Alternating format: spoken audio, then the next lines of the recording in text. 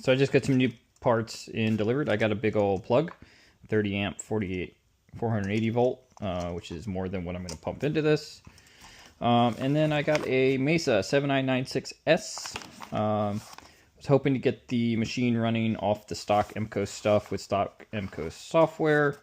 It's being a little pain in the butt, and this is going to be down the road anyways, but I figured I got the money, might as well not get this now, in case they go out of stock or that kind of fun stuff. So yeah, just need to get some, maybe 3D print some DIN rail mounting for this, and then I can get this guy wired on, and then I can button up the outside of the machine, and then we're good on the outside for the most part. All right, so I just got the plug and the socket all buttoned up. This is a locking connector, so it'll go in and lock in. Now I can't just yank out, and I can't even see the terminal, so that really, you gotta force that out. Got just the right amount of slack. It's probably a little tough here, but there's a thick insulation on this, so I'm not too worried about that. If it becomes a problem, I can always raise this up a little bit, or, you know, I think I got some slack up in there that I can bring out. But now I can just bring that, go boop, clear path, clear machine, we're off to the races. All right, so I've taken the ACC bit off again. Here's the motherboard. I think my next course of action, because I can't get this to fully boot, it kind of stalls somewhere in its boot, so I think the CF card, something might be messed up on the reader itself. So I might try to put it to a USB, because there is a USB port over here, and try to boot from that. So actually what I'm going to do is I'm going to yank out the motherboard, the power supply, and I guess the PCI card, and see if I can bench boot this fully into Linux with the monitor and keyboard and all that stuff, because it's not doing it here, and I just want full access to it so I can clean it and, you know, blow it off and all the things. And that way I can take it inside or nearby my other computer so that I can play with the USB and stuff like that. So the other thing I'm working on is just cleaning up the front end of the machine so I can kind of button it up, because I don't really need access to this PC. I still need to figure out its power situation, whatever, but this guy has the little hanging mounting points in the back. So I think if you see these little points here, that's where the Windows PC bolted in. So I think I'm going to do like a piece of laser cut acrylic or something that I can bolt the mini PC onto, and then bolt that in just like the Windows PC was, but obviously much, much smaller. And then maybe I might attach some fans or something to that, because this is the only little fan. It's supposed to be a fanless, but just get some more fans or airflow blowing across this on that kind of assembly. But I think I'm going to start with getting a piece of acrylic or something in there to that I can bolt in and out. And then I should have plenty of room. Yeah, there's tons of space in there to bolt that mini PC in. It's not very thick. That's what, 2 inches. Yeah, I've got 4 or 5 inches working with. Looking ahead, I kind of, these 4 spots are where buttons and stuff would be. I kind of want to get another one of these guys, these lovely momentary buttons that are lit up, to wire to the power of this computer and the LED. I was kind of playing around with the LCD driver, and I broke the little ribbon cable, so I gotta fix that. But the PC that was in here is now over here. You can see I kind of gutted the original parts. Here's the motherboard right there. Pretty much what I did is I made up, after a couple tries here, the whole pattern that the motherboard bolted to, and then also added through holes that the mini PC can bolt to, and I laser cut it out of acrylic, so it's a nice thin little acrylic piece under there. This mini PC was actually like twice as tall, because there was this like hard drive holder that was like a USB-C thing. So I ended up taking the little SSD out of here that I put in, and then on the motherboard there's actually a SATA connection.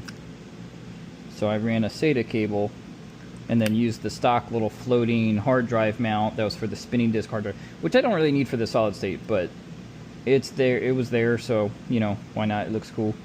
Takes up a little bit of space, and you know, it doesn't hurt anybody. And it keeps that hard drive floating, and you know, essentially a heatsink there a little bit. And then all of the ports on the side of the machine, or on the side of the mini PC, I should be able to get access to. The power button's over here, so I'll need to rewire that externally. And I might do two. I might do one here on the chassis of this thing, and then one to the machine itself. And then I need the LAN. HDMI is the only display I have out, so I have to do HDMI to some kind of converter or a new LCD in that, and then all the USBs. I don't think I'm going to do bulkhead connectors. I think I have enough slack on the USBs that I have to come just into some of these slots here, and then probably beef up some fans. What's nice is the cover fits nicely, and now it's a little sleeper PC. I might put a bigger fan, intake fan here to blow into this little cheap fan, and then add one or two fans in here as exhaust. But yeah, that's where I'm at. I just made this little laser cut little bracket, and then eventually I'll tie it into the power supply here instead of to the external 12 volt supply, and then I'll need to get a an adapter from one of these guys to go to the hard drive. So I wasn't going for style points with this, but this is that clear acrylic bracket that the mini PC is mounted to. This is technically the top, so it's upside down, but this is the way I was looking at the chassis, so that's how I measured it. So the PC will slide in, that mini PC will slot on the two screws here. It'll bolt up here, and then it's cut in, and these have these little dog bone shapes, because there's like little vent holes that are like a 1/4 inch in. So I just sliced it in, sliced it in, sliced it in. I mean, this isn't going to take any abuse, so this will be perfectly fine. Thought about slotted holes here, but it's solid plastic on the bottom of the mini PC, so it wouldn't do anything. So that should be perfectly fine. One day I could totally make this out of aluminum if I needed like more of a heat sink. But another thing I need to figure out is, right now this PC boots from the button, but the other one booted when the machine had power, so I just got to figure out how to do that so I don't have to push a power button as well, because I'm already flipping the phase converter, the transformer, the machine. I don't want to have to come around and then turn the computer on too. There's got to be a way to like auto boot or auto trigger this, right? Once this is all buttoned up, literally this will bolt right back into that machine on those 4 studs, right?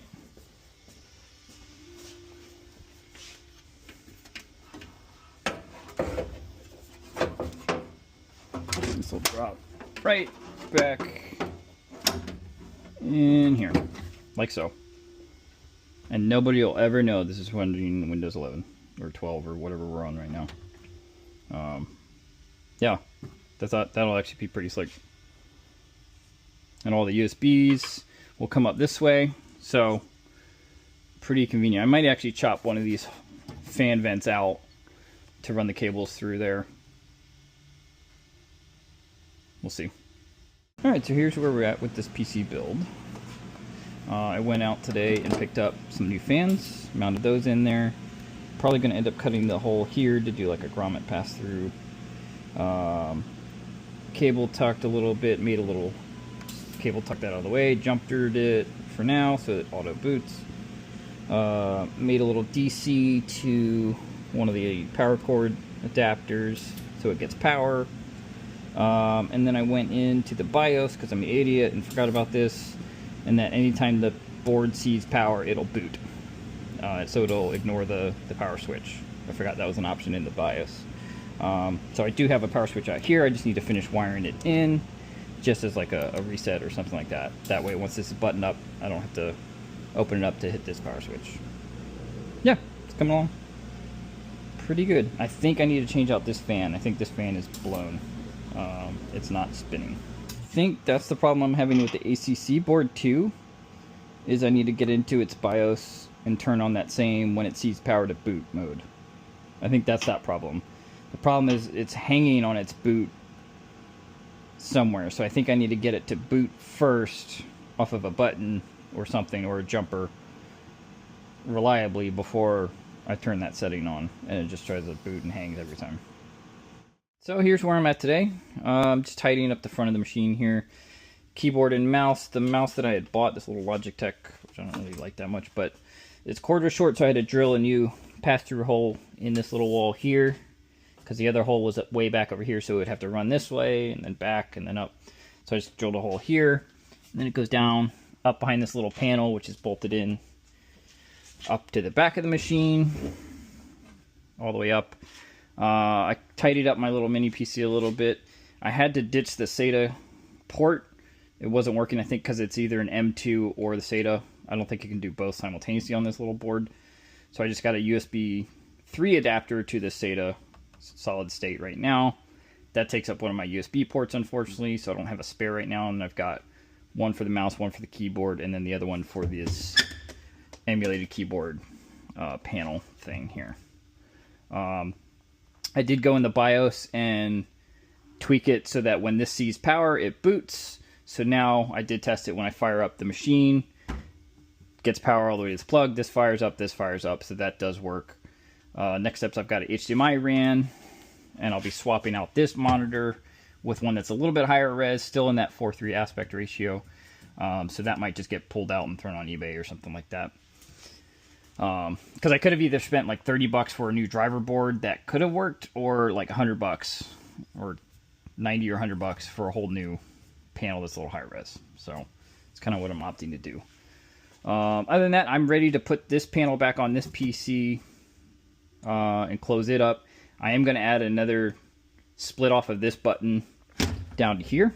I want to find one of these buttons that's got a light in it, so I can have a power reset button for that PC here, so that way once this is all bolted up and I need to restart that machine, I don't have to get in here, or I don't have to power cycle the whole machine. I can just power cycle the computer. That would be more ideal. So still trying to find one of these exact buttons because I like the look of them.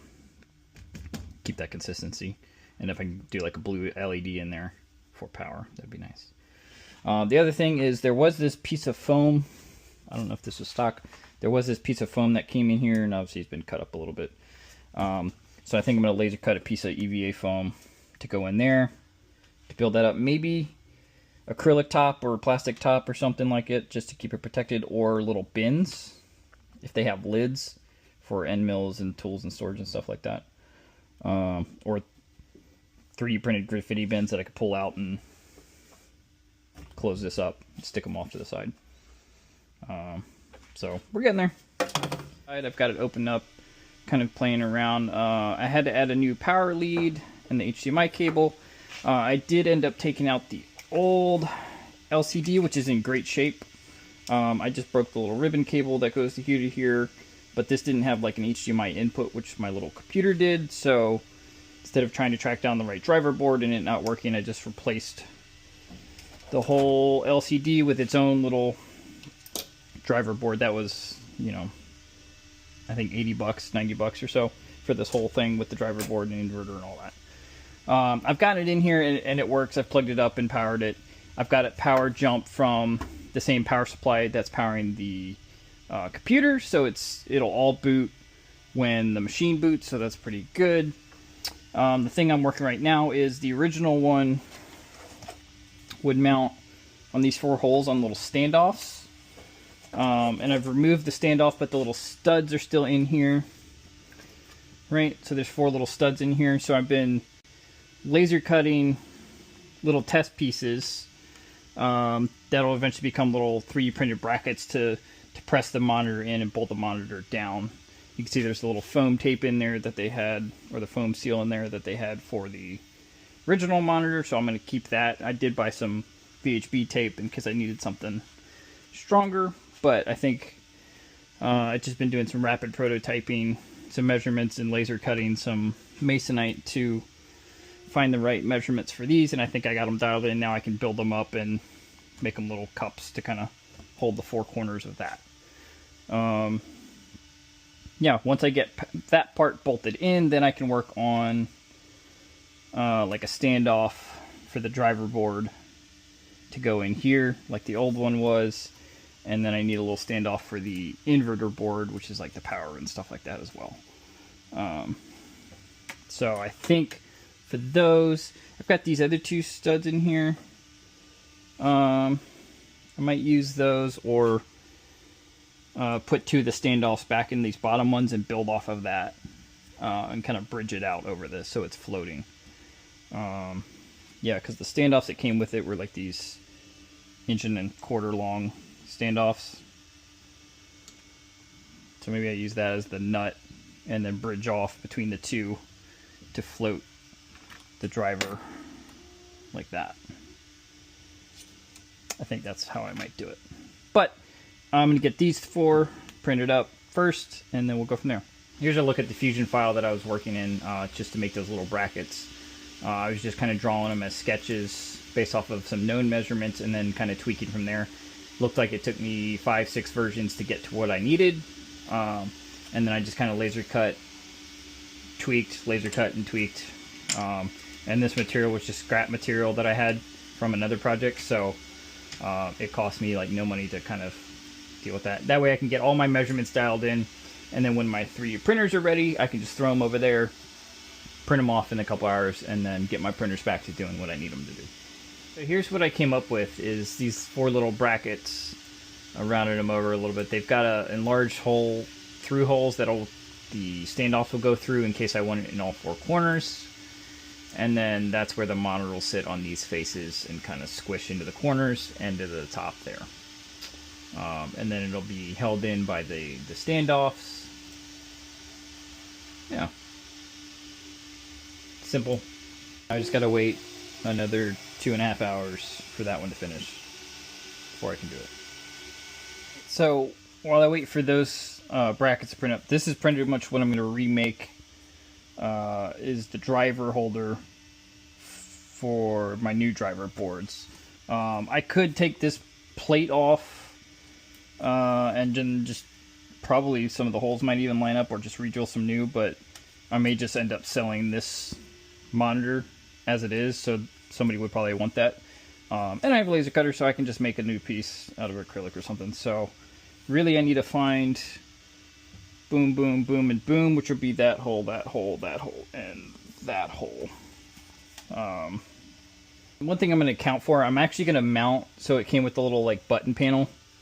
I'm actually going to mount this to the same acrylic panel in here in case I ever need to open this up, and I don't know what's in the menu. I haven't even looked yet, but in case I need to adjust things, I'll have that ability nearby for troubleshooting purposes, probably up above it. So I think to some degree I'll do my driver board. As soon as these cables let go, the inverter somewhere over here, and then above it up here the button panel. Yeah. Alright, so I've been working on the laser. There's version 1 and version 2 in Masonite for this little driver board standoff. I didn't have any clear acrylic, so I had white, but you know, it'll get the job done. And then I'm just going to add some little standoffs in there just to give it some airflow under the little driver boards, and we should be good to go. Yeah. And then I'm still waiting on the 3D printed little mounts that'll go underneath this for the actual display. It just took way too long to peel that off. Must be some old acrylic. But this guy will mount up on these standoffs that are original. There we go. And then the driver board, the inverter, and then the little power buttons and stuff will mount up there. So I'm just going to put some standoffs in these holes, and then this will be able to bolt on once I have the little 3D printed mounts for this done.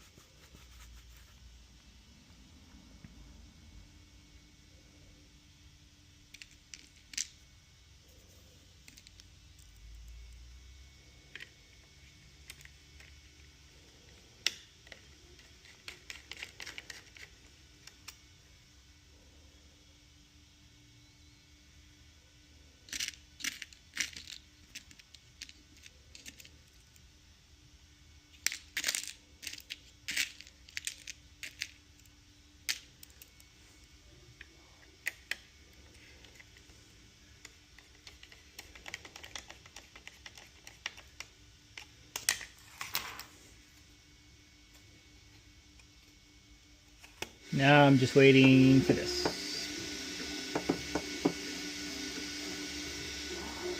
I've got the new LCD panel in. I ended up taking out the foam strip that they had in there, the foam seal, and put some VHB tape in there. So the panel's not going anywhere. Lined it up with the 4 little brackets that I made to go on the original studs. This one you can see I kind of had to make a little bit bigger because I actually broke the little stud where this one would connect to, so I had to use this corresponding screw up here. Not a big deal, and then I just had to kind of slightly modify it, sand it down, because it rubs right up against that. So it's kind of a tight little fit in there. Put all these USB cables back in there. Right, so it's literally like a perfect fit side to side in there, but it fits nicely. So panel is in. Now, second part was the acrylic driver board mount with its 4 holes, which still line up to these 4 studs, with the inverter, the buttons, the main driver board, with a little bit of cable management on the back. This guy will seat up in here. Boom, perfect little fit. That'll get plugged into the board here. Some lock nuts will go on there, and then HDMI and power will come from the PC over here. Cool, nice and clean, works for me. And then the other thing I was doing was cleaning up the inside of this PC build here a little bit. I need more USB ports, so I need to add a little USB splitter in here. What I did is I made this little bracket with a circle and 2 rectangle holes that'll actually sit where the floppy drive was. And you can see I got a button now, and right now 1 USB port, but I'm gonna add a second one just to add 2 USB ports down that sits above the keyboard there. So this goes to 1 USB port right now, so if I needed to do a thumb drive or something like that, I don't think I really need to because I'm going to have this on my network, but always nice to have USB ports. And then this button I'm going to chain into in series with the button that I put up here. Actually, I may actually move this button. I don't think I need this button anymore to make it a power button for this guy, so I could have it as a reset button from outside of that cabinet. Temporarily, I guess. That way it's here, it's on the PC build. I would love it to be one of these buttons here, but I just can't find that exact button, and I had that little push button, so this will be nice. It'll be tucked right in here, so it'll be a nice power button there, and then it won't be connected to the cabinet. The only thing that connects to the cabinet are all the USB ports and stuff like that. So I think I'll take this button off. I've already got it on a little quick disconnect like this one, so I just need to extend it down to this. Add a little USB splitter here, or probably on the outside here. Run the USBs out, stick it here, so that way I can plug all the USBs on the outside. If I needed to pull this PC for any reason, it's still easier to do that. So these 2 USB 3s will go down here. One will go up here. HDMI is already ready to go, hanging out. Power for the monitor is right there.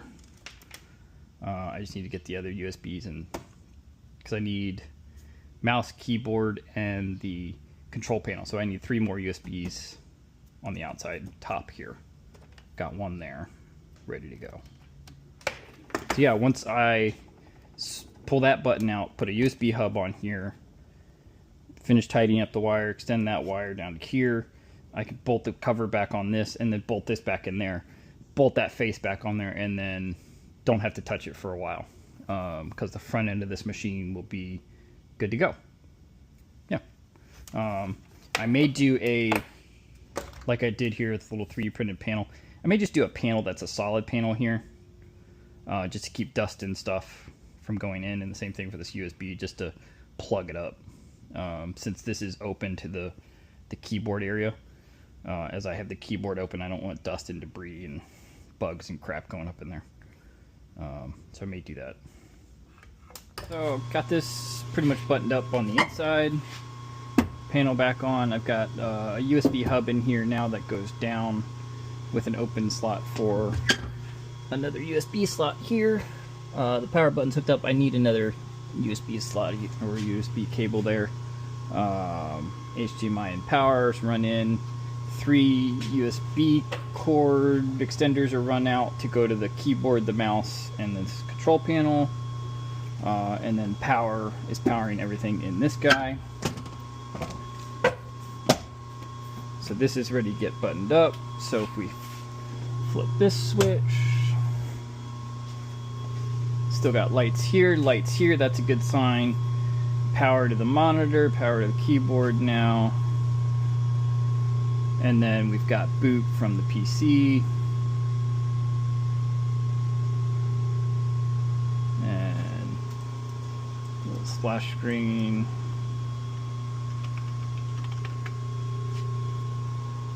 And I'm into my Windows PC now. Eventually the little EMCO software should pop up here.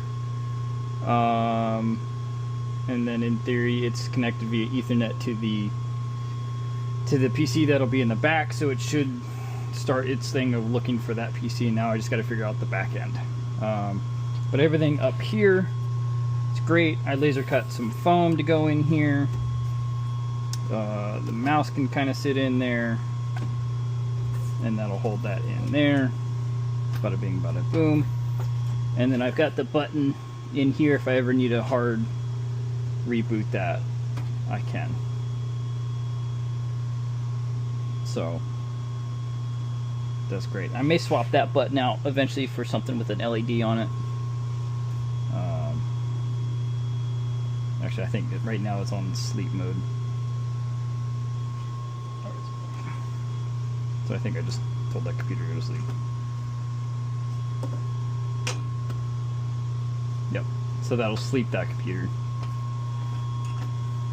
There you go. And there's the EMCO software now. Getting there. So I'm going to screw this back in. And that's the front end of the cabinet is about ready to go here. Now we just got to figure out the back end.